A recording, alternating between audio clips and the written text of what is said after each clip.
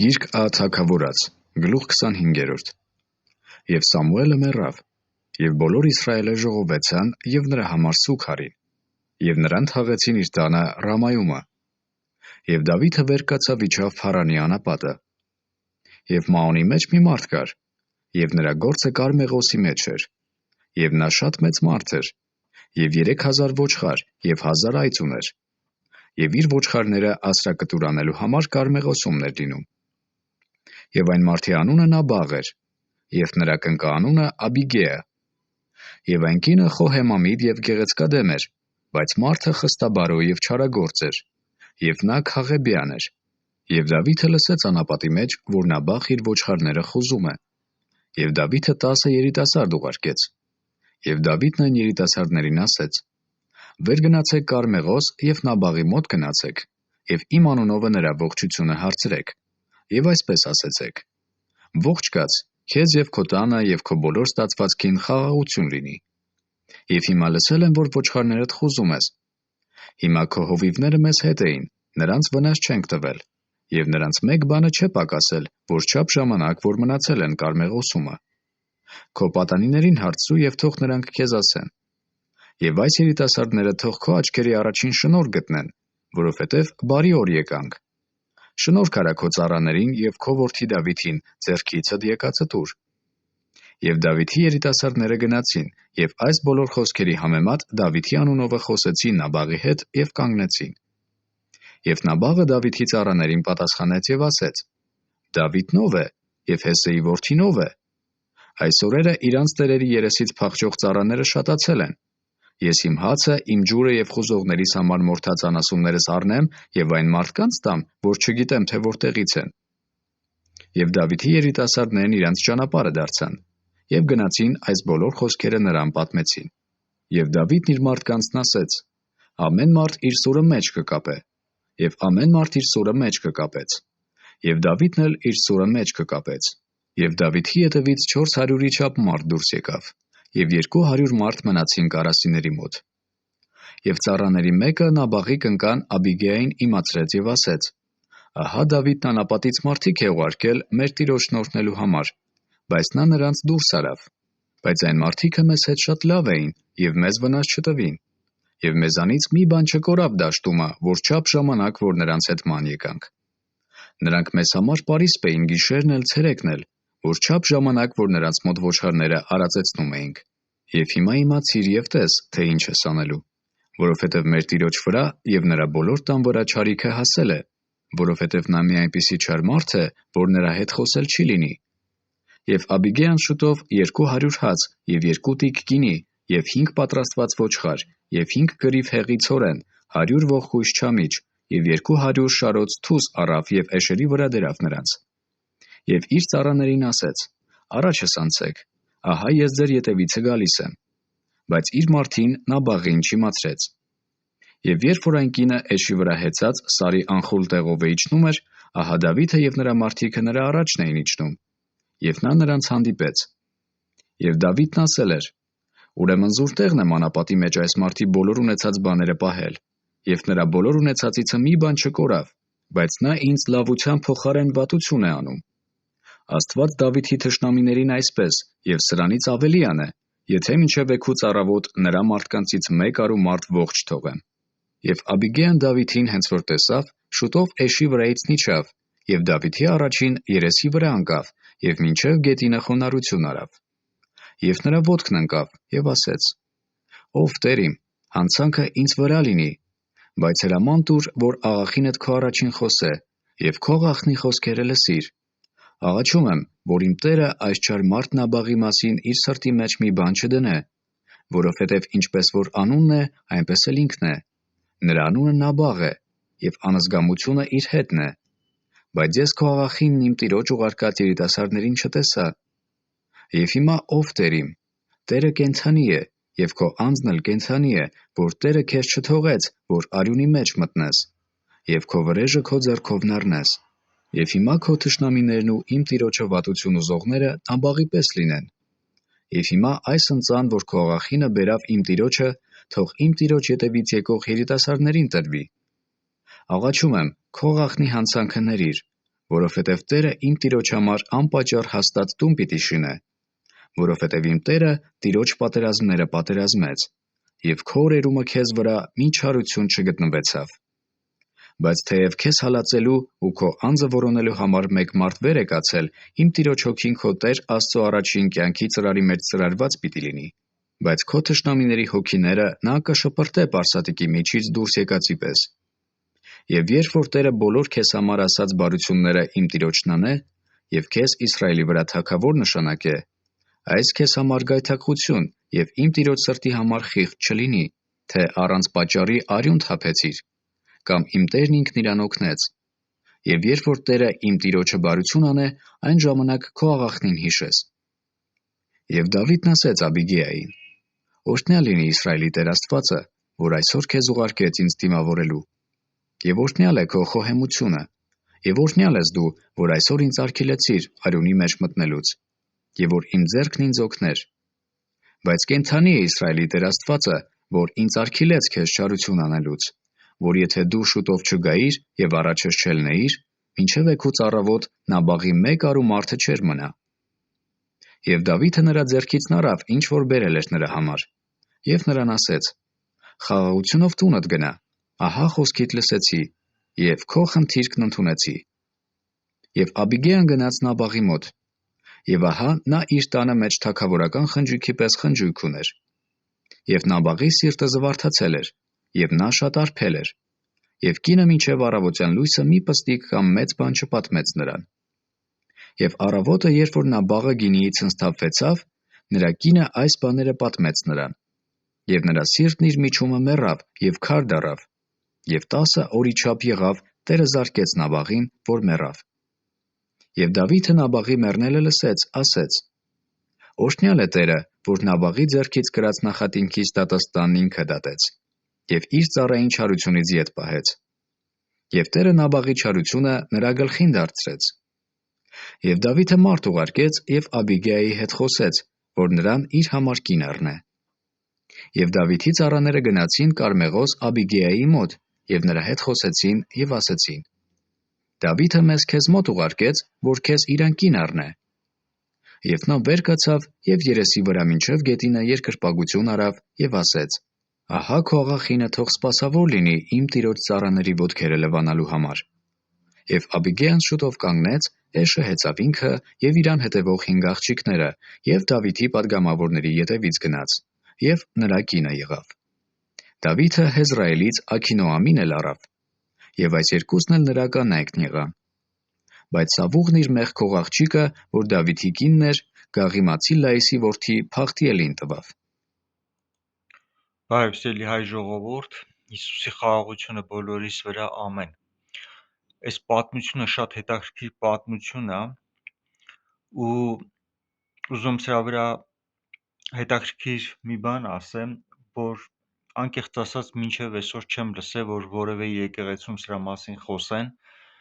ու ճիշտ հակառակը, ես տեսել եմ, որ այլ տեսանկյունից են այս պատմությունը միշտ նայում, բայց ես հիմա բաներ կասեմ, որ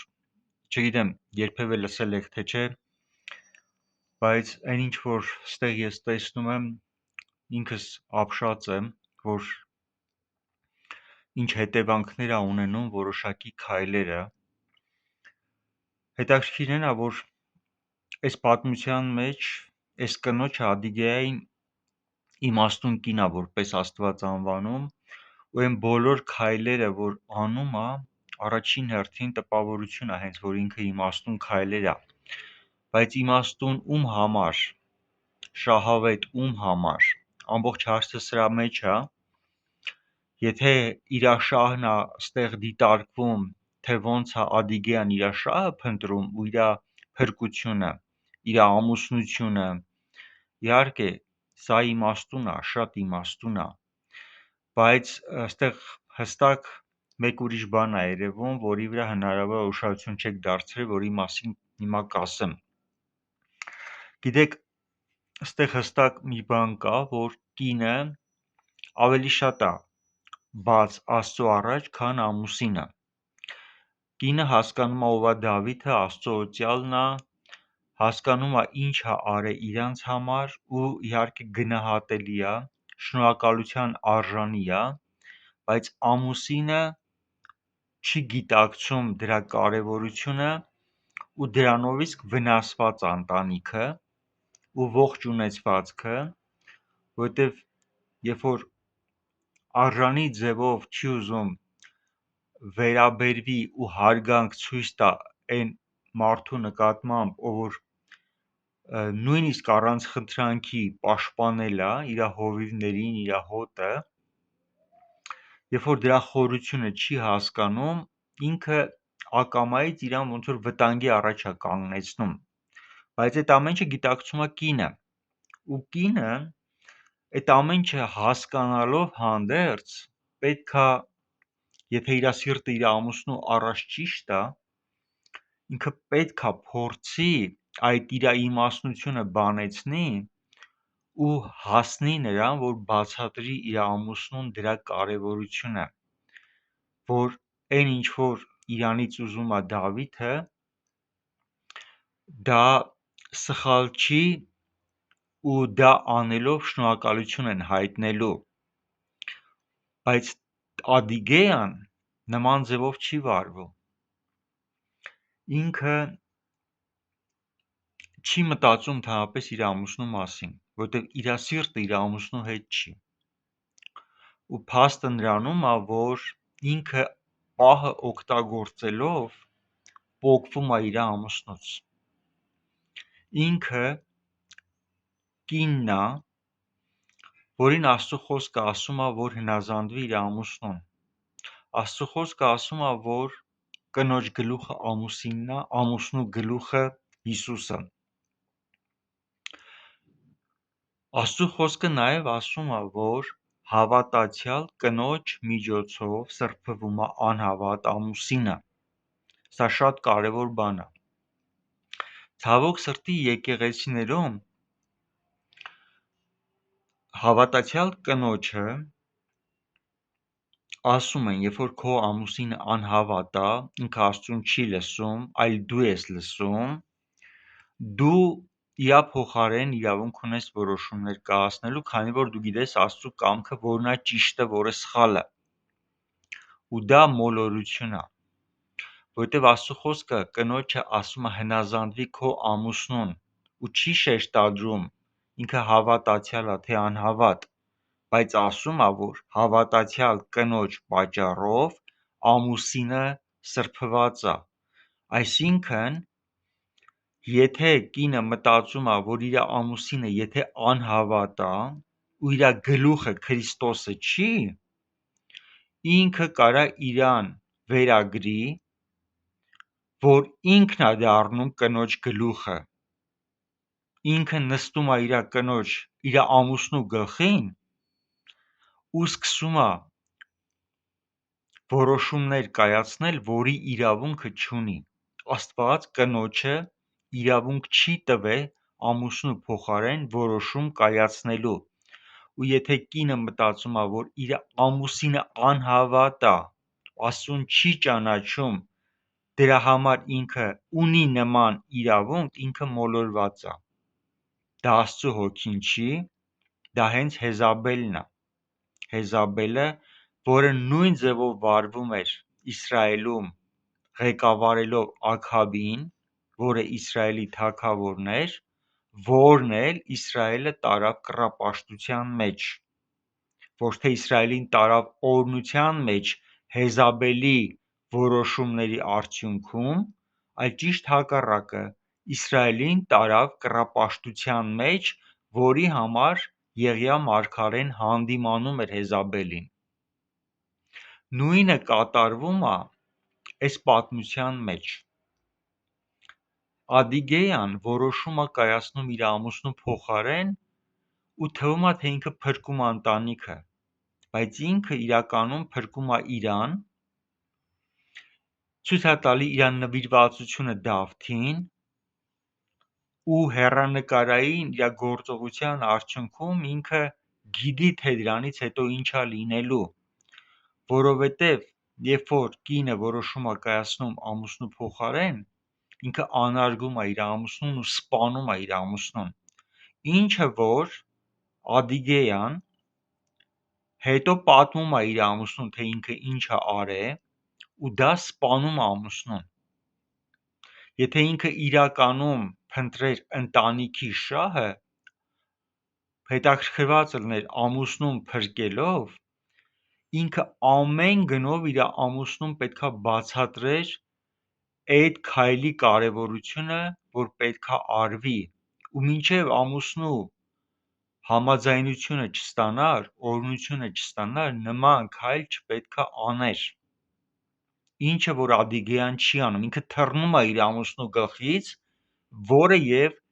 դառնում է հետագայում ամուսնու մեռնելու պատճառը։ Ինքն է սպանում իր ամուսնուն։ Ավելին, եթե նույնիսկ նա ինքը անում է դա առանց հարցնելու, եթե չգար իր ամուսնուն չպատմեր, իր ամուսնին չիմանար ինչ արել է կինը, ինքը չէր մեռնի։ Ինքը մեռնում է հենց այն ժամանակ, երբ որ իմանում է, որ իր կինը իր փոխարեն որոշում է կայացրել։ Սա շատ նուրբ բան է։ Ցավոք սրտի,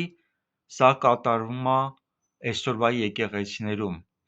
Ավելին ասեմ, շատ ավելի մեծ ցավ է, որ եկեղեցիներում հենց կնոջը սովորացնում են այդ ձև, որ եթե քո ամուսինը անհավատ է, դու իրավունք ունես իր փոխարեն որոշումներ կայացնելու։ Աննկատ ձևով կնոջը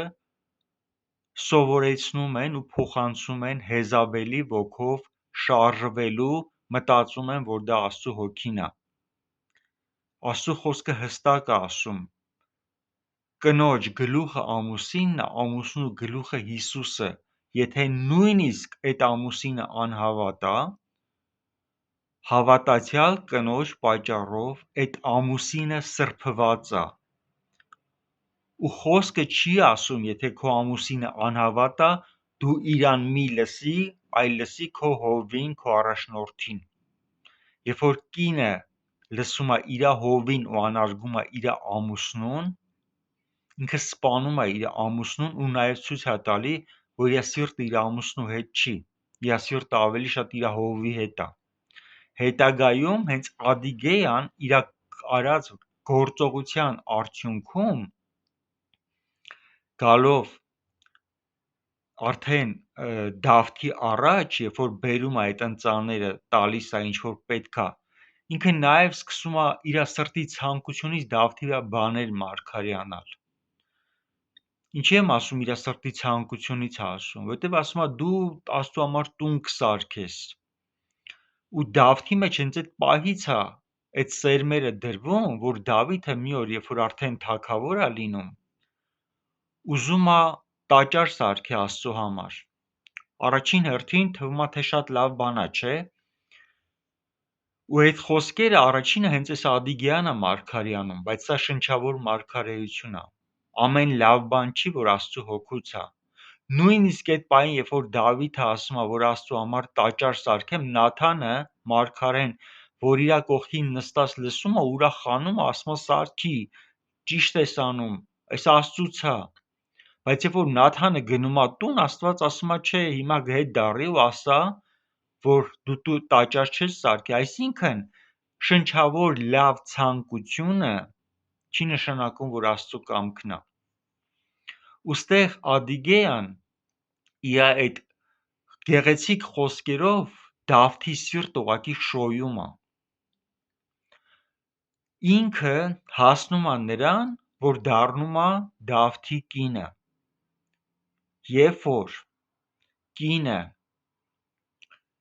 հնազանդ չի իր ամուսնուն, իր սիրտը իր ամուսնու հետ չի, իր սիրտը անպայման նրա հետ է, ում խոսքով որ ինքը ապրում է, դա իրան մատնում է,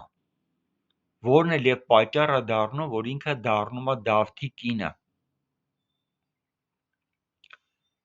Այսինքն Ադիգեան իր գործողությամբ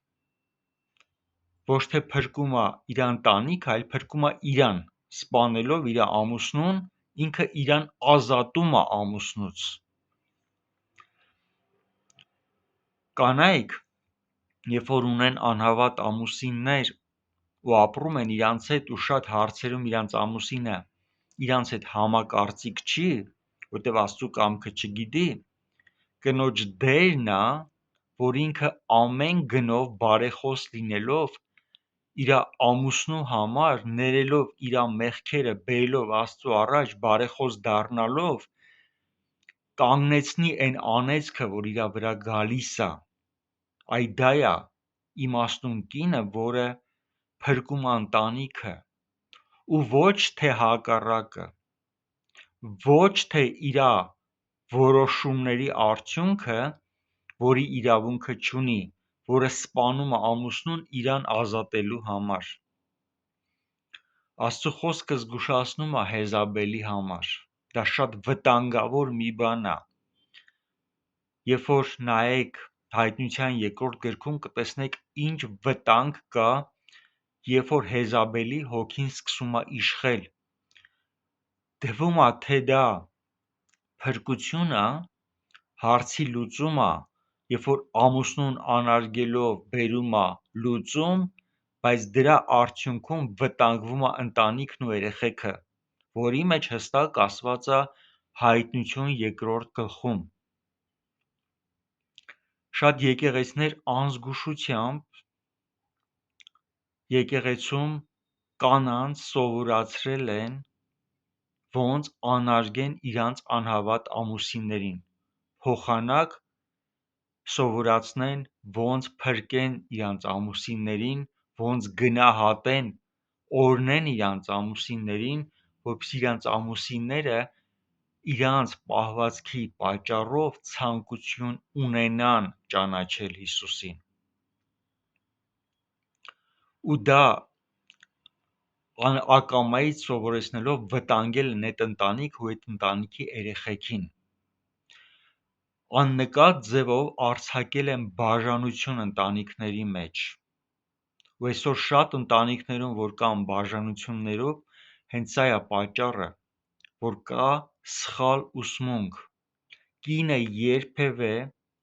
որևէ պատճառով չի դառնում իր ամուսնու գլուխը ու իրավունք չունի որոշում կայացնելու առանց ամուսնու թույլտվության։ Աննազանդությունը Աստված չի օրհնում, Աստված իր դրած կարգ ու կանոնը չի անարգում։ Եթե ասել է, որ կինը պետք է հնազանդվի իր ամուսնուն, դա նշանակում է, որ պետք է կինը ստանա իր ամուսնու համաձայնությունն ու օրհնությունը որոշակի բաներ ձեռնարկելուց, իսկ ինքնակամ, ինքնագլուխ որոշումները անիծված են ու դատապարտված են, որի արդյունքում Հեզաբելի հոգին սկսում է գործել այդ ընտանիքում ու ընտանիքը տանել անեծքի մեջ։ Սա կատարվում է նաև եկեղեցիներում, երբ որ հովվի օգնականն է վերցնում իր վրա պատասխանատվություն որոշումներ կայացնելու առանց հովվի համաձայնության։ Սա կատարվում է շատ տարբեր բնագավառներում, որտեղ օգնականը վերցնում է իր վրա իրավունք ու պատասխանատվություն որոշումներ կայացնելու, որի իրավունքը իրան իր ղեկավարը չի տվել։ Սա շատ նուրբ բան է, ու ես օրհնում եմ Աստծո կամքի գիտությունը, որ ամեն մեկին բացվի։ Լույսը, որ գալիս է,